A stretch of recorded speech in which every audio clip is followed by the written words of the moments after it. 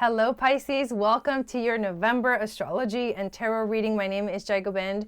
This is your channel for grace. Thank you so much for subscribing, for hitting the notification bell and giving the video a thumbs up. I really appreciate that. Make sure you check out all the links in the description of this video that take you to my Instagram account, my Twitter, my Facebook group, and my Facebook page.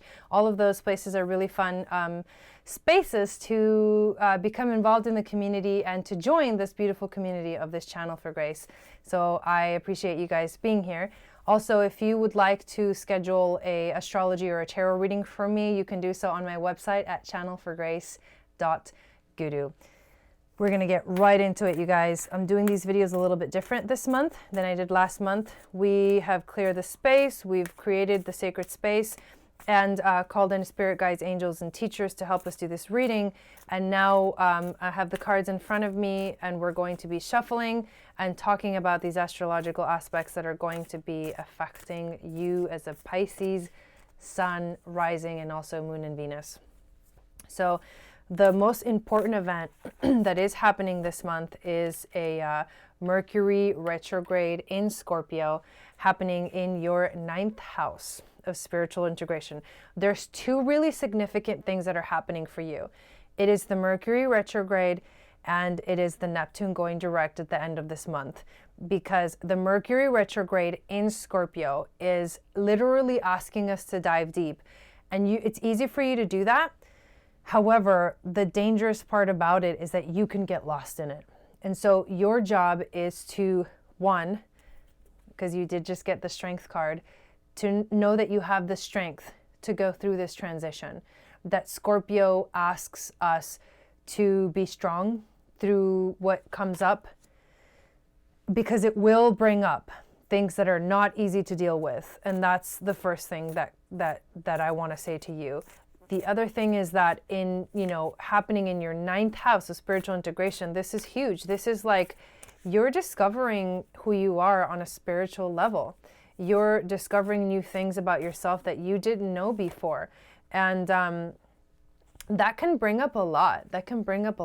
And it can feel like overwhelming, because a lot of times when we don't realize that the habits that we're doing, the mental habits, the relationships that we have, the things that we're used to, the patterns that we just keep doing over and over, sometimes we don't see them because we're so in it. We're just going with whatever is in front of us. But Scorpio and a Mercury retrograde in Scorpio makes you like kind of step out of the picture and look at it from a different perspective, from the view of like an outsider or an observer that doesn't have, judgment for it, but can really see what's going on and is not afraid to see what's going on. There is some kind of heartbreak that you are releasing. This could be, your heart is broken because of a relationship, but honestly, today, a lot of us live with broken hearts, and they don't have anything to do with relationships. They have more to do with the fact that we didn't follow our dreams, or we didn't listen to our intuition, our innate self. And so we live with broken hearts because it's almost like we didn't live up to our own expectations of where we could have been in our lives. But the thing is that there's so much time. Time is an illusion. And you, more than anyone else, understands this, because you are ruled by the planet Neptune, which is all about the world of illusions, the dream time. Dream time doesn't have, the clock doesn't tick like it does on Earth, and it doesn't even tick like that either on Earth. That's something that has been invented. So time really is an illusion. And you understand this on a very natural, deep level. But it's also understandable that we feel like time is running out. But the truth is that time is not running out. You have the strength to deal with, whatever it is you have to deal with. You are literally healing a broken heart. You're healing your broken heart. And you have to be really gentle with yourself, like really gentle with yourself. You also get the 9 of Cups, which on the other side of the spectrum is like, the 9 of Cups says your wishes are coming true. Things are being activated for you. There's exciting things coming. And all you have to really do to get through this like big transition is to be like the Knight of Swords, where you're courageous and you're ready for battle, but it's not the kind of battle that, you know, you're gonna, you know, you might die in. This is the kind of battle that like you have to face with courage, and you will definitely come out on the other side with victory. And it'll be like a self-victory where you have found yourself and you have healed yourself in a way that maybe you didn't even realize you could have healed yourself. There's also a lot of Sagittarius energy this month because we're moving into Sagittarius season on the 22nd, but the Venus moves into Sagittarius. Venus conjuncts Jupiter in Sagittarius, and then we have a new moon at the end of the month in Sagittarius, and all of that is happening in your 10th house of career, which is the, you know, Sagittarius is this fiery energy, and Venus and Jupiter bring really exciting, you know, benefic type of like good fortune, good luck, expanding things, and that's in your career house. So don't be surprised if some kind of opportunity like pops up for you as you're like dealing with, you know, healing yourself. When you do the work, you know, the wheels start turning.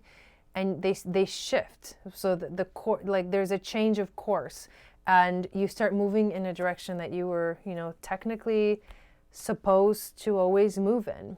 We have the Knight of Cups here, and for those of you that are, you know, that this makes sense to you in a relationship reading kind of way, the Knight of Cups is usually the, you know, the knight in shining armor that comes bearing gifts. But it could also mean just an energy that comes at you that is bringing gifts. And amazingly enough, Nine of Cups means wishes coming true. Knight of Cups means there's, you know, these beautiful things are coming to you. You just have to remember who you are. You have to remember your power. You have to remember your strength.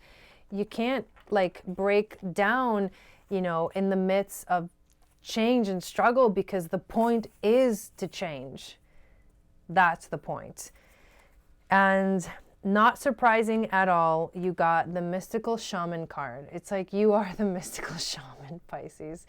You are so totally the mystical shaman. You're very mysterious. You are different because you're just way connected. You are like the completion of the whole story. You are the 12th house. You are the beyond. And it's very hard for people who are still struggling with like elemental things to really understand you and your energy and the gift that you bring to the world. You are like the veil, or the thinning veil that is able to open the door and see things from beyond this time-space reality. But that comes with a lot of deep emotions, and sometimes really big suffering, and sometimes feeling like you're alone in this world. But you're not alone. You're actually a gift to this world. Your superpowers are, you know, this gift to connect to the divine. Know that your wishes are coming true. Things are coming your way that are here to help you. Gifts are coming your way. Just keep doing the work. Keep healing, you know, that broken heart. One day you're going to wake up and realize the pain that you used to feel in the past, you no longer feel. And that is why I'm so excited for you this month of November, Pisces. I hope this reading resonated with you. And I recommend watching the November astrology video, because that is the video where I go into way more detail of these events and actually show you the charts, the astrology charts. And I hope you have an amazing month. And just keep doing the work. Keep trusting yourself. You have the strength. You have the courage. You are the mystical shaman. I'll see you next time. Sat Nam.